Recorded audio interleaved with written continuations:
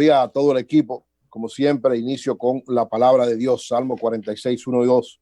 Dios es nuestro amparo y nuestra fortaleza, nuestra ayuda segura en momentos de angustias. En estos momentos, siempre tener como amparo y fortaleza a nuestro Señor. Quiero iniciar saludando, antes de mi comentario, dos acciones en esta línea que hay de muchos empresarios y empresas, apoyar al país, apoyar al gobierno, apoyar al pueblo, haciendo donaciones importantes. El ingeniero Félix García, presidente del Consejo de Administración del Aeropuerto Internacional del Cibao, anunció ayer la donación de $1 millón al gobierno para enfrentar esta situación, que van a ir destinados a la compra de equipos, mascarilla, traje, ayudar al personal técnico, enfermeras, auxiliares, todo lo que tiene que ver con esto. Y además anunció también la donación de 400 pruebas rápidas para ser administradas por el HOMS, el Hospital Metropolitano de Santiago, y el Hospital Regional Universitario Presidente Rafael Estrella Ureña de Santiago, para ser sobre todo aplicado a personas que no tengan recursos. Saludo esta iniciativa del ingeniero Félix García y del Consejo de Administración del Aeropuerto Internacional del Cibao, así como de Altiz, que ayer donó 202 tabletas con internet, 125 GBPS, o sea, una gran cantidad de datos para que entregárselo a gente que esté en los hospitales y puedan entonces tanto comunicarse con sus familias como estar informados. Una acción muy importante que ojalá pueda ser también imitada por otras empresas de telecomunicaciones. Gracias a Lisa Arseno por darnos esta información y al TIS Dominicana por hacer esta donación al Ministerio de Salud. Miren, ayer el presidente Danilo Medina, una de las inquietudes que mayormente presentó es cómo reactivar la economía poco a poco y cómo mantener la vinculación, el gran reto que hay de que se enfrenten los retos sanitarios, pero que no se dejen desde ahora tomar medidas e ir tomando medidas de manera consecuente para ir reactivando la economía. Ese es el gran reto de todo el mundo, del mundo completo y de nuestro país en particular. Pero ¿por qué de nuestro país? Yo digo siempre más en particular, porque hasta ahora hemos sido la economía de mayor crecimiento en América Latina. Ya la CEPAL lo reconocía. Entonces nosotros tenemos las mejores condiciones, digamos, dentro de esta situación grave de todo el mundo, pero tal vez somos la economía de América Latina en mejores condiciones para saber articular una serie de acciones que nos garanticen que en el más breve plazo posible podamos llegar a la normalidad. Y cuando hablo de la normalidad, tal y como mismo decía el presidente, la normalidad no quiere decir que se sigan teniendo medidas de gran seguridad en el problema sanitario, pero que haya una flexibilización en términos económicos, sobre todo para sectores que hasta ahora no están siendo favorecidos por las grandes medidas que ha tomado el gobierno. Porque el gobierno ha tomado grandes medidas. El programa FASE es una gran medida. El Quédate en Casa es una gran medida. Todo esto que está haciendo en sentido general de compra a los productores de sus productos para que no pierdan es una gran medida. Pero hay sectores, sobre todo esos sectores informales, que no están dentro de toda la articulación de la economía formal, que el gobierno tiene que saber cómo administrar eso, cómo ayudarlo a ellos o cómo revitalizar la economía de manera que ellos puedan ser favorecidos e ir siendo parte también de la dinámica económica. Ayer hubo una reunión en el Palacio después de la inauguración del centro en el Ministerio de Defensa, y en esa reunión se plantearon varias inquietudes, se plantearon varios proyectos, se plantearon varias medidas que lógicamente el gobierno lo anunciará en su momento.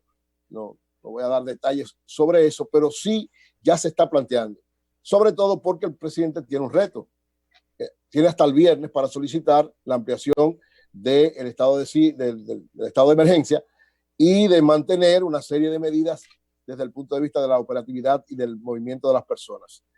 Todavía no saben, no está definido si va a pedir que se amplíe, pero si las cosas marchan como hasta ahora han marchado, parece que va a haber ciertos niveles de flexibilización a principios de mayo, que yo pienso que si las cosas siguen así, se debe ser consecuente con eso y se debe trabajar en esa orientación, sin que eso implique seguir manteniendo una serie de medidas en términos tanto monetarios como en términos de ayuda a personas y de implementar ese elemento que viene también a ser muy importante para los sectores formales e informales.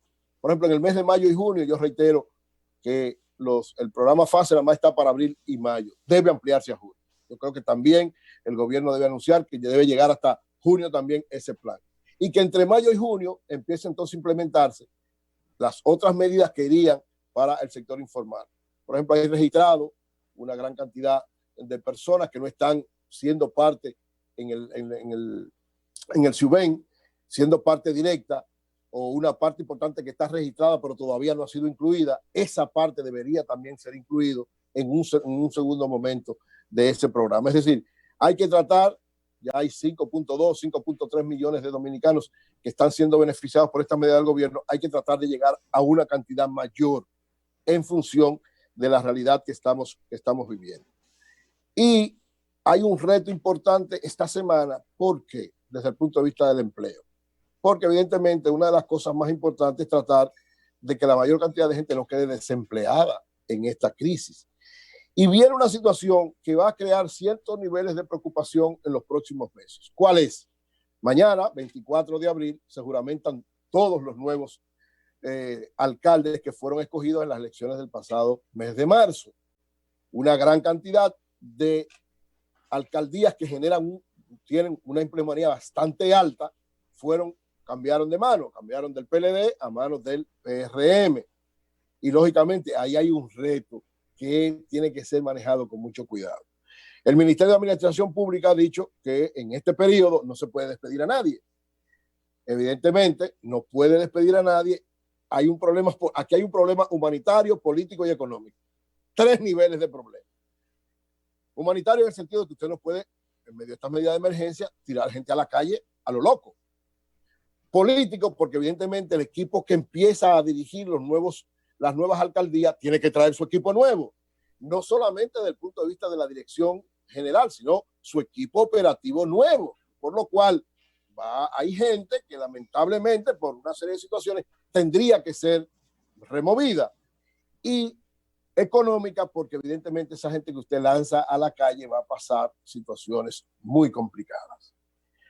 ¿Qué hay que hacer ante esto? Yo pienso que aquí también de alguna manera tiene que haber una especie de compromiso político y humano. Yo digo político y humano para no meterle ningún asunto de otra naturaleza. Cuando digo político y humano, porque evidentemente hay que entender a los nuevos alcaldes, porque los nuevos alcaldes van a tener la presión de que tienen que trabajar a favor de soluciones en sus comunidades fruto de la crisis sanitaria que hay. Pero también tienen que trabajar para garantizar estabilidad económica y sustento para la gente de la cual depende esa alcaldía y para la gente que son pobladores de esas comunidades. Y lógicamente, desde el punto de vista político, no quisieran que fuera afectada, porque vienen unas elecciones en julio, que fuera afectada ni la imagen de ellos ni la imagen del partido que ellos representan. Es un reto difícil, es una situación realmente complicada.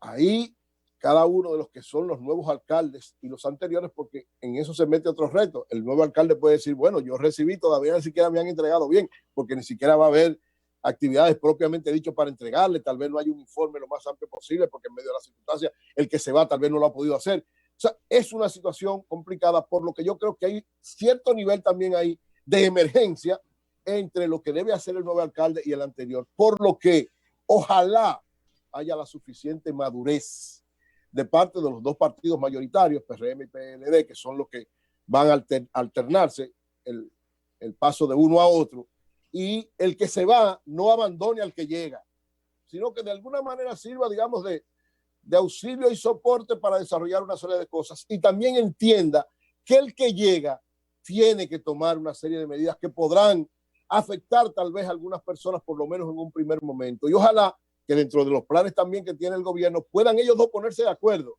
el que llega y el que se va, para buscar a gente que podrá en un momento quedar, sobre todo de los más bajos niveles o de niveles intermedios, pueda también ser parte de alguno de los programas o tener algún auxilio especial de la propia alcaldía para que esta etapa, por lo menos la etapa hasta que llegue un poco la normalidad, no pase trabajo ni le cree situaciones difíciles. Pero realmente, señores, es una situación que hay que pensarla, hay que trabajarla, y las dos fuerzas políticas principales, o las tres, porque también la Fuerza del Pueblo tiene algunos alcaldes, los tres deberían ponerse de acuerdo y tratar de que los enfrentamientos políticos no vayan a crear situaciones difíciles en las alcaldías que dificulten las medidas sanitarias que hay que seguir tomando de emergencia, las medidas económicas para llegar a unos niveles de normalidad y, lógicamente, las expectativas de las elecciones en el mes de julio.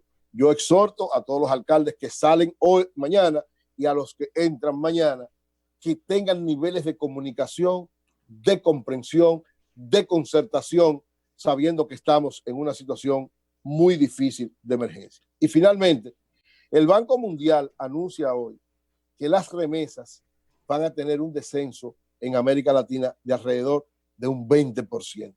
Señores, esa es una información muy, muy dolorosa para toda América Latina y para nosotros, para la economía dominicana, donde todos sabemos que las remesas son uno de los elementos fundamentales en los últimos tiempos de soporte de la economía dominicana. Esto tiene una explicación lógica, las economías se han caído, dice el Banco Mundial que generalmente los inmigrantes son los más afectados en situaciones como esta, por lo tanto tendrán menos ingresos y menos posibilidades de mandar a sus países. En el caso nuestro, las dos economías donde vienen más ingresos han tenido un golpe muy fuerte, Estados Unidos, de donde vienen más remesas y nuestro principal socio comercial, y España. Entonces, y parte de Europa, pero España, donde viene mayor cantidad de remesas, esas dos economías han sido duramente zarandeadas, por lo cual eso va a afectar fuertemente a la economía dominicana. Y si a eso agregamos que el turismo ha sido sumamente afectado y durará más tiempo para levantarse, eso quiere decir que las políticas que el gobierno establezca tienen que partir de tomar en cuenta esa situación como uno de los principales elementos negativos que surgen de esta crisis para la economía dominicana. Ojalá que entre las políticas que se están planteando de recuperación y entre las orientaciones que le dé el equipo económico al presidente Medina para tomar medidas importantes, valoren este asunto, vean la dimensión de lo que esto significa y, lógicamente, que estos dos escollos grandes, la caída significativa de alrededor de un 20% según el Banco Mundial de las remesas y el tiempo que va a durar el turismo para renovarse, no sean obstáculos para llegar rápido a una dinamización que, lógicamente, en este año, tanto remesas como turismo no lo va a tener como un elemento de mucha importancia. Yo espero que el equipo económico, que ha sido muy efectivo en tomar medidas frente a crisis, a situaciones difíciles, sepa manejar esta situación y tomar las medidas correctas que ameritan la situación que estamos viviendo en este momento. Cambio y fuera.